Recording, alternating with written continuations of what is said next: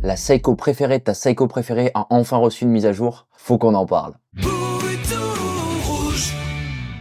Salut tout le monde et bienvenue sur Bouton Rouge. Pour des raisons que je n'arrive toujours pas à expliquer, j'ai été bloqué d'Instagram il y a quelques temps, donc je n'ai plus accès au réseau social que sur mon ordinateur, donc je ne le consulte que très rarement. Et il aura fallu une fois pour que je me rende dessus, que je scrolle un peu et que je me rende compte qu'une nouvelle sortie Seiko a vu le jour et il fallait que je vous en parle. Mais avant toute chose, si vous n'êtes pas encore abonné à la chaîne, ici je vous fais souvent des actus horlogères dans la semaine, des unboxings, des reviews et des vidéos de fond sur l'horlogerie dans le week-end.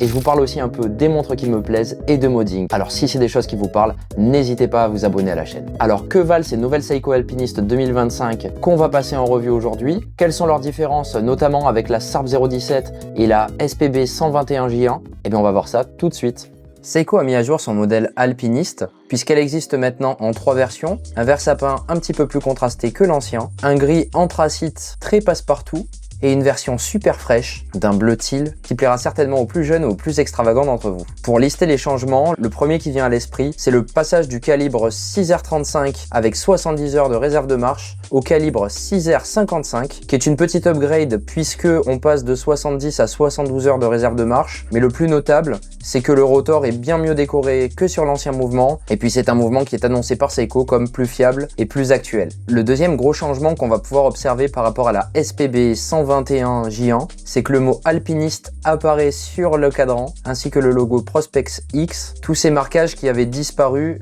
sur la SPB 121 et qui reviennent sur la nouvelle version. De plus, on peut observer le retour du logo montagne sur le fond de boîte. L'épaisseur de la montre a été réduite de 0,5 mm par rapport à nos SARB 017 ainsi que nos SPB 121 pour une montre qui ne fait plus que 12,7 mm d'épaisseur, une belle amélioration qui n'est pas au détriment de la résistance. La montre va bénéficier d'une autre amélioration, le traitement appelé Super Hard, qui va éviter les rayures. Pratique pour les montagnards comme vous qui adorent cette montre. Comme je vous le disais, l'esthétique générale a été améliorée, des nouveaux cadrans avec des nouvelles couleurs, globalement une meilleure lisibilité et surtout une meilleure finition globale de la montre par rapport à la SPB 121. C'est d'ailleurs ce qui était le plus regretté au sujet du passage entre la SARB 017 et la SPB 121, c'est-à-dire cette baisse de qualité pour une série Prospex. C'est subtil, mais apparemment, la luminescence, le traitement anti-reflet ainsi que le cyclope ont été améliorés pour une meilleure finition. Globalement, c'est une belle amélioration car les aspects techniques de la montre restent les mêmes dans un boîtier légèrement plus fin et plus résistant. C'est, je pense, ce qu'attendaient la plupart d'entre nous. Cependant, on va passer sur un point qui va faire grincer des dents certains d'entre vous.